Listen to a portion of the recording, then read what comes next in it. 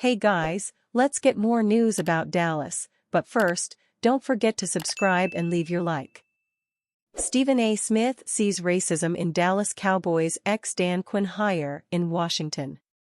Las Vegas former Dallas Cowboys top assistant Dan Quinn just oversaw the hiring to his new Washington Commanders of offensive coordinator Cliff Kingsbury, a move that has ESPN commentator Stephen A. Smith accusing the organization of racism. It doesn't seem to me there are bona fide football reasons as to why Cliff Kingsbury is the new offensive coordinator for the Washington Commanders, Smith said. The Commanders' previous head coach and coordinator are Ron Rivera and Eric Bieniemy, both people of color. Quinn's other top hire is Joe Witt Jr., 45, who is black and who will be a first-time defensive coordinator. Kingsbury, 44, previously served as the head coach of the Arizona Cardinals and was once in that role at Texas Tech. Most recently he was an assistant coach role at USC, where he worked with top NFL draft prospect Caleb Williams, the USC quarterback. Given that Washington has the number 2 overall pick in this NFL draft, that may be a factor here. Kingsbury was once considered a rising star in the coaching ranks and is now working to rebuild that reputation, and will get a chance to do so under new coach Dan Quinn. From a historical perspective, we look at a guy like Cliff Kingsbury and you know what we see as black folks? This is the kind of stuff that don't happen for black folks, Smith said on ESPN.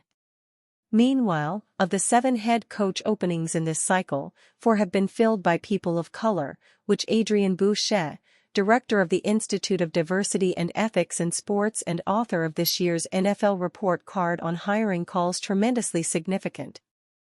Commanders coach Dan Quinn reflects on Cowboys, Falcons history. The Washington Commanders are giving Dan Quinn a second chance to lead an NFL franchise, and his evolution as a coach began more than 10 years ago. The Washington Commanders hired Dan Quinn to be the new coach of the franchise and usher in an era of winning after so many before him failed to recapture the glory of football in the nation's capital. Serving him in his mission to do so will be a new outlook on defensive scheme and play calling that he flexed against teams like the Commanders while coordinating the Dallas Cowboys defense for the past 3 years. And that new outlook came because of what he saw dating back to his days as part of the famed Legion of Boom defense as the coordinator for the Seattle Seahawks in 2013 and 2014. I'll tell you a quick story of why you have to evolve, and it does have to change, Quinn said when we asked him about the evolution of his defense from even fronts during his earlier NFL days to more odd fronts with the Cowboys. During that time of reflection between leaving Atlanta and going to Dallas, I did a 360 on myself. The other thing I did during that time defensively was we put the tape together from 2013 to 2020. So that included Seattle and it included Atlanta because it was really the same system in those 8 years of defense. And what had once been good was no longer good enough, so, coming back for that second lap, with Dallas, I knew I wasn't gonna rinse and repeat. That desire to change only comes from first getting to a place of true self-scouting, something we hear people in production-based businesses talk about all the time, but sometimes fail to do at an effective level. For years, the Legion of Boom defense was the best unit and defensive approach in the NFL. Ultimately, as it always happens, the offensive minds in the business caught on, learned, and developed ways to defeat it. Unfortunately for Quinn, he wasn't able to identify early enough that the league had figured him out before it cost him his job with the Falcons. The offense and the quarterbacks were moving ahead faster than that scheme would allow, Quinn continued in his reflection of that time.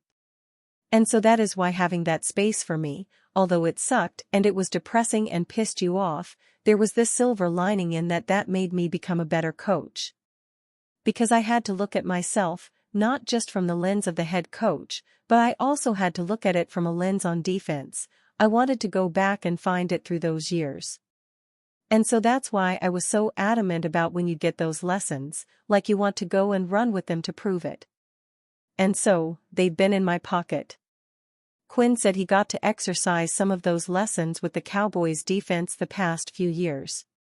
And through doing so, there's a noticeable shift from even front, typically 4 down linemen, to odd front, typically 3 down linemen, looks from his unit. Of course, that's just the bottom floor so to speak, and the ripple effects of the lessons learned reach all the way back to how his safeties are employed and how often he dials up a blitz. But Quinn also says there are more lessons he's taken away that he hasn't been able to fully employ yet. He and new Washington defensive coordinator Joe Witt Jr. will no doubt strategize on how to best employ and deploy those in the coming months. Regardless of what comes of Quinn's first season leading the Commanders, however, perhaps the biggest part of his evolution as a coach is the understanding that the growth and honest self-scouting can't wait for another lull in his employment. In 5 or 6 years from now, it won't be the same exact things anymore either, Quinn also said. So, you have to constantly keep pushing. You've got to be innovative, you got to be on the edge of things. Not all the things that you try work, you know, there's some trial and error, but it is part of coaching that makes this profession so much fun. Because it's always evolving, and so that's why evolving and having a plan of how to do that each off-season, that's a really big deal.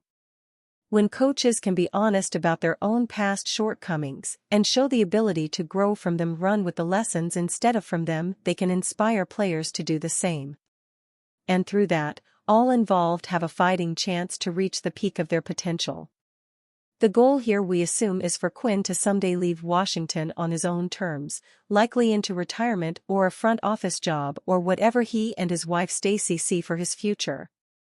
If he's successful in doing so, it won't be in spite of being fired from the Falcons' job that was his first as a head coach. It'll be because of it, and his willingness to study the rise and fall of his own career at the time, and the lessons born from that honest investigation. Could Cowboys blow it up with trades of Dak Prescott and Micah Parsons? Fish Podcast.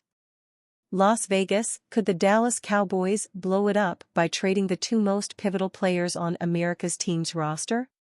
As a practical matter, blow it up is more of a defeatist slogan than it is a game plan. Dak Prescott's contract, and its cap ramifications, make such an idea almost untenable. And Micah Parsons' qualities as a player make such an idea counterintuitive.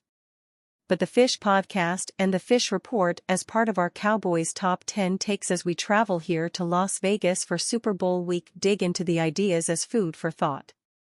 In part based on the idea that 2024 might have to be a lost year, one step back in order to take big steps forward. The most conventional wisdom says that Parsons is the sort of player the Cowboys should be trying to add to the roster, not subtract from it. Does that same wisdom apply to Prescott? And you, fan, what do you think about Dak Prescott playing for Dallas?